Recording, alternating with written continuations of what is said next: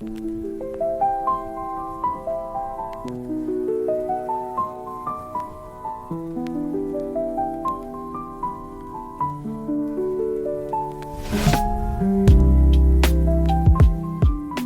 the door to mystery with one very short story. The micro-podcast filled with morally complex characters, twists you won't predict, and endings you won't forget. Every episode is a brief, intense journey, perfect for listeners who crave mystery, intrigue, and stories that leave you thinking long after the tale ends. Today's episode begins now.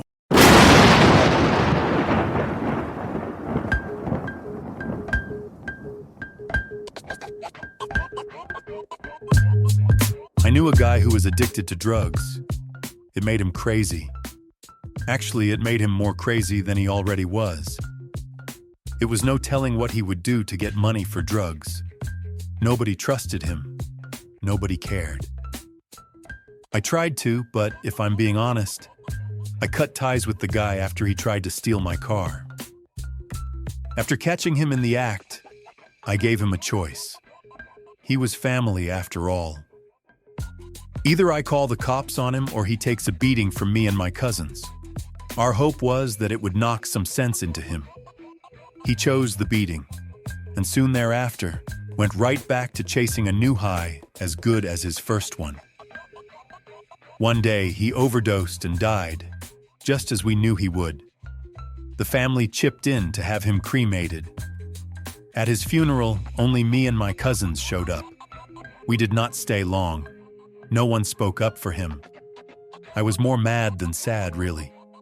He was the valedictorian at his high school and voted most likely to succeed. What a bunch of wasted potential.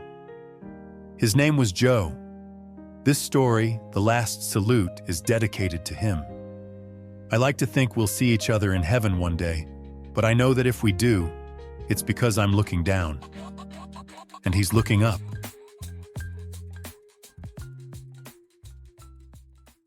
The funeral home smelled like floor wax and guilt.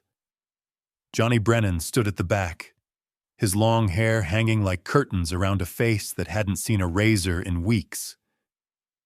"You, the brother?" Johnny turned. The funeral director held a polished wooden box and a folded flag, both trembling slightly in his pale hands. "Yeah. I'm sorry for your loss. Officer Brennan was... Just give me the stuff." The ride home took forever.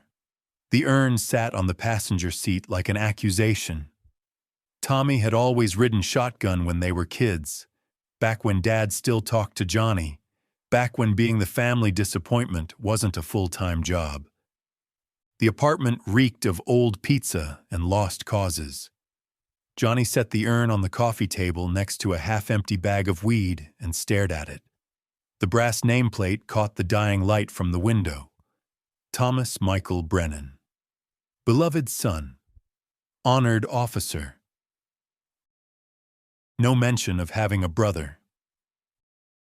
Johnny's hands shook as he rolled the joint. Not with grief. He'd burned through that tank during the long nights after the shooting. This was something else. Something that tasted like copper pennies and felt like electricity under his skin. He stared at the urn for a long moment, then unscrewed the lid. The ashes were finer than he'd expected. Gray-white powder that had once been his brother's bones, his blood, his square jaw and righteous heart. Johnny pinched a small mound between his thumb and forefinger. Tommy reduced to dust and fragments. He sprinkled it into the rolling paper, watching as the cremated remains mixed with the green bud like salt and pepper. His brother's essence mingled with the weed, indistinguishable now from the marijuana. Johnny sealed the joint with his tongue, tasting death and devotion. The first drag hit different, heavier, like breathing in a thunderstorm. Somewhere between the third and fifth puff, the room started to spin. "Hello, Johnny." The voice came from the corner where the shadows pooled thickest. A small man stepped forward, barely 5 feet tall, with wild hair and eyes like broken glass. He wore a stained denim jacket and smiled with too many teeth. "Who the hell?" "You know who I am." The man's voice was honey over gravel. "Deep down, where the real you lives, you know exactly who I am." Johnny tried to stand, but his legs had turned to water.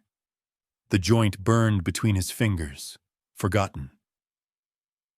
"Tommy was the good one," the man continued, settling into the ratty armchair across from him. "Dad's pride and joy. Looked like Clint Eastwood in that uniform, didn't he?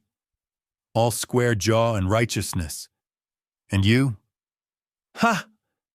You look like that cartoon dog. What's his name? Shaggy?" The acid that bubbled up from Johnny's chest tasted like ash. "This isn't real." "Real enough. Your brother's dead because he tried to stop a robbery. 3 bullets in the chest from some punk who probably votes Democrat. The world's going to hell, Johnny. Communists and criminals running wild, while good men like Tommy get buried under folded flags. Tommy wasn't political. Tommy was a warrior, a guardian, and now he's ash in your lungs." The man leaned forward, and Johnny caught a whiff of sulfur and stale cigarettes. "But you could finish his work. You could save this country from the rot that's eating it alive." The room tilted. Colors bled at the edges of Johnny's vision.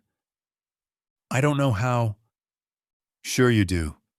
There's a gun in your bedroom closet. Tommy gave it to you for your birthday 3 years ago, remember? Said every American should know how to protect himself." Johnny did remember. The weight of it in his hands.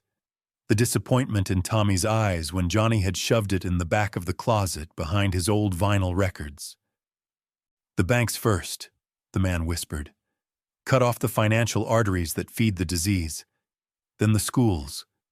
Stop the next generation from being poisoned by their teachers' lies. You'll be a hero, Johnny." Finally. The joint burned down to his knuckles, but Johnny barely felt it. For the first time in his 28 years, he had a purpose. A mission that would make Dad proud. Make Tommy's sacrifice mean something. "I can do it." The words came out thick and strange. "I will do it." Tommy paused a moment, then whispered to himself, "I'll kill every last one of them." He stumbled toward the bedroom, visions swimming with righteous fire. The gun was exactly where he'd left it, cold and patient in its box. He checked the clip with shaking hands. It was fully loaded. Ready.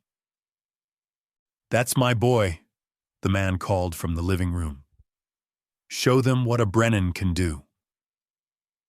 Johnny burst back through the doorway, gun raised like a banner. The coffee table caught his shin, and Johnny went down. Hard, his temple meeting the sharp corner with a sound like a dropped watermelon. The gun skittered across the floor. Blood pooled dark against the faded carpet. The man in the corner smiled and faded like smoke. Outside, sirens wailed in the distance, heading somewhere else, toward some other tragedy that would go unwitnessed, unavenged. The urn sat silent on the coffee table, its contents scattered like a blessing across the scene. In the morning, Mrs. Chen from next door would find Johnny's body after noticing his door standing open. The police would write it up as an accidental death, just another hippie burnout who got too high, tripped over his own feet, and ended up bashing his head against the table. All accident, all due to drugs, all preventable. How many would have died in Johnny's crusade? 3? 7? More? No one would ever know how close the sleepy city of Ashford had come to a one-man killing spree.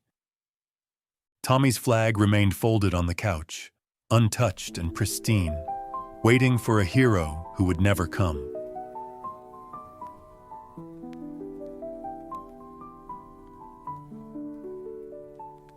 Thanks for listening to one very short story. If today's story hooked you, don't forget to like, share, and subscribe. It helps us grow and keeps the suspense coming your way. Want to dive deeper? Check out the podcast description to learn more about the show and explore special offers from our sponsor. Until next time, keep dodging bullets and stay safe in the shadows.